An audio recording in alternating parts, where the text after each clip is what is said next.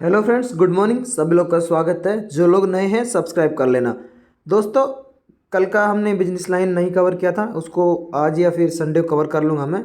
इस वीडियो में हम लोग 13 नवंबर 2021 का बिजनेस लाइन में से क्या काम की बातें वो देखने वाले हैं। चलो स्टार्ट करते हैं। सबसे पहले न्यूज़ अपन देखेंगे। यहाँ पे पीएम ने लॉन्च किया है 2 आरबीआई के नए कस्टमर सेंट्रिक इनिशिएटिव्स, जो अपने अलग से भी कवर किया है। आप सभी को बताओगे रिटेल डायरेक्ट स्कीम, और दूसरा स्कीम है दोस्तों इंटीग्रेटेड ऑम्बड्समैन स्कीम। ठीक है, तो यहाँ पे कुछ पॉइंट्स दिए गए हैं, आप उनको कैप्चर कर सकते हैं, लिख सकते हैं कहीं भी ऐसे वगैरह में। तो लास्ट कुछ सालों में गवर्नमेंट ने जो इनिशिएटिव्स लिए हैं उससे दोस्तों एक डिस्ट्रीब्यूटिव जस्टिस और डेवलपमेंट प्रोग्राम्स और उसके अलावा रिलीफ मेजर्स में आरबीआई के मेजर्स ने काफ़ी बड़ा रोल प्ले किया है। तो ये बोलना है प्राइम मिनिस्टर का। तो इसके अलावा अगर अगली बात देखें तो अपन जो रिटेल इन्फ्लेशन है सीपीआई बेस्ड, जो सीपीआई है वो 4.48 पहुंच चुका है अब अक्टूबर में। और सबसे ज़्यादा अगर इस इन्फ्लेशन को ड्राइव कर रही है वो चीज़ है ऑयल, फूड एंड फ्यूल। ठीक है, अगर फूड एंड फ्यूल को हटा देते हैं हेडलाइन सीपीआई में से तो फिर बचता है कोर सीपीआई। तो आप ये जस्ट याद रखिए, कभी कभी पूछ लेता है कि अभी फ़िलहाल अक्टूबर में सीपीआई बेस्ड रिटेल इन्फ्लेशन कितना था, तो उस केस में आपको पता रहना चाहिए जस्ट एक हेडलाइन एटलीस्ट। और इन्फ्लेशन के बेसिक्स तो आपको ध्यान रखने हैं। उसके अलावा यहाँ पे एक टुक टुक जो 3 व्हीलर होते हैं वो इजिप्ट ने बैन किया, जो इंडिया के थे। तो इससे जो इंडिया के ऑटो मेकर्स हैं उनको थोड़ा नुकसान होने वाला है। ये फ्रंट पेज की न्यूज़ थी। अपन चलते हैं आगे। अगर आगे बात करें तो वही जो आरबीआई की जो 2 इनिशिएटिव्स हैं उनको PM prime minister Narendra Modi ji ने लॉन्च किया, तो उसके अराउंड यहाँ पे बात किया गया कि team RBI will live up to the expectations. और आरबीआई को इन्होंने जो गवर्नमेंट्स को बिग डिसीजन उसमें सपोर्ट करने के लिए इन्होंने बधाई बोली है। तो ये स्कीम्स तो अपन ने अलग से भी कवर कर ली है, तो कुछ इसमें पॉइंट्स हैं नहीं जो अपने काम के होंगे अभी। दूसरा अपन अगला आर्टिकल पे देखते हैं। देखो, रिसेंटली कुछ दिनों पहले मैंने एक एफटीए के बारे में तो अपने आर्टिकल वीडियो बनाया था, जिसमें सब इंडिया के जो एफटीएज है उसके लिए बातें करी गई थी। एफटीए क्या होता है, क्या क्या चीज़ें, क्या क्या ध्यान रखना चाहिए एफटीए साइन करते टाइम इंडिया को।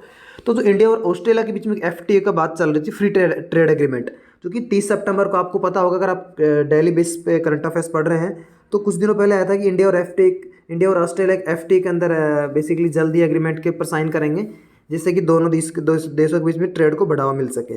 तो अपन थोड़ा यहाँ पे जो बातें दी गई है वो देख लेते हैं, जो आपको जनरल अंडरस्टैंडिंग को डेवलप करेगा एफटीए के अराउंड। कॉन्सेप्चुअल क्लैरिटी, क्या क्या चीज़ें होती है एफटीए में भाई।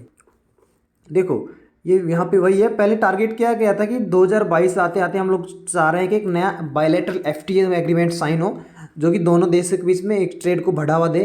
लेकिन उन्होंने साथ में बोला था कि अब एक उसके पहले फुल टाइम जो एग्रीमेंट से पहले हम इंटरिम एग्रीमेंट भी चाहते हैं इस एंड तक 2021 तक, जिसको हम अर्ली हार्वेस्ट पैकेज बोलेंगे।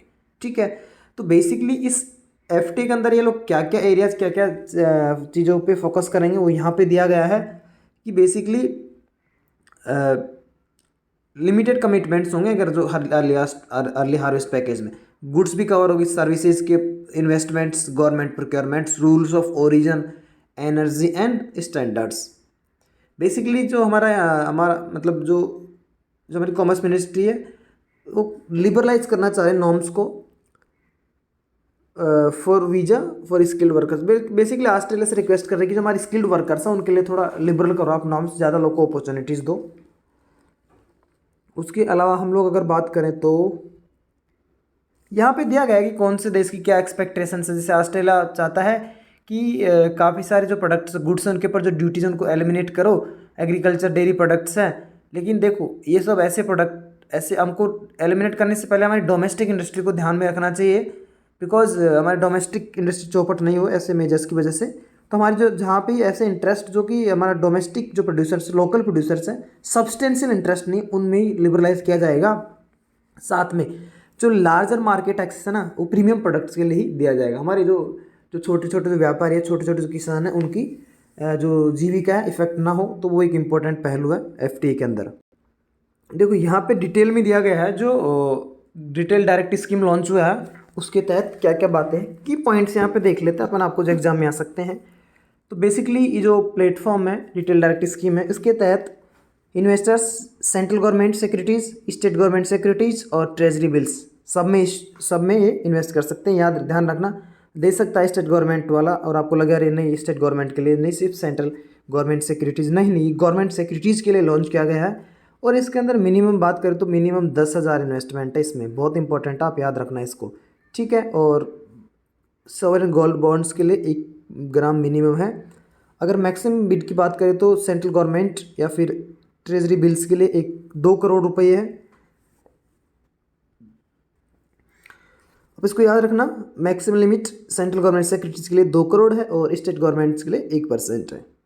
बेसिकली जो स्कीम है आसानी से इजी तरीके से जो हमारे छोटे छोटे इन्वेस्टर्स हैं उनको गवर्नमेंट सिक्योरिटीज़ का एक्सेस प्रोवाइड करती है। एक ऑनलाइन प्लेटफॉर्म भी है इसका, RBI-retaildirect.org.in, जहाँ पे कि जो इन्वेस्टर्स हैं RDG retail direct gilt account खोल सकते हैं RBI के साथ में।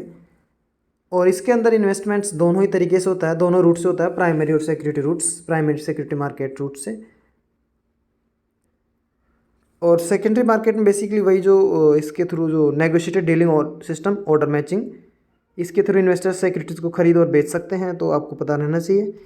इंपॉर्टेंट प्रोविजंस थे इस स्कीम के अपन ने देख लिए हैं। अब अगले आइटम पे चलते हैं, अगले न्यूज़ आइटम पे। देखो यहाँ पे जो डेटा प्रोटेक्शन वाला जो बिल का पैनल था PP चौधरी के द्वारा हेड करी हुई, अभी ये कुछ इश्यूज आए हैं, अभी फिलहाल फाइनल नहीं हुआ। 22 नंबर को फिर से मीटिंग होगी, फिर से देख लेंगे उस टाइम।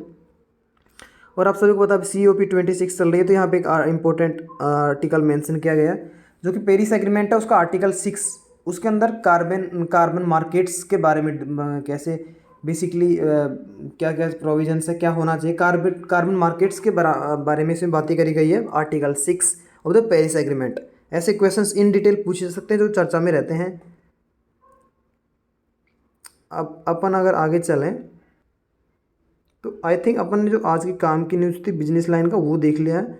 अगर आप नए हो तो सब्सक्राइब कर लेना और सपोर्ट करते रहे। मैं वीडियो यहाँ पे एंड करता हूँ।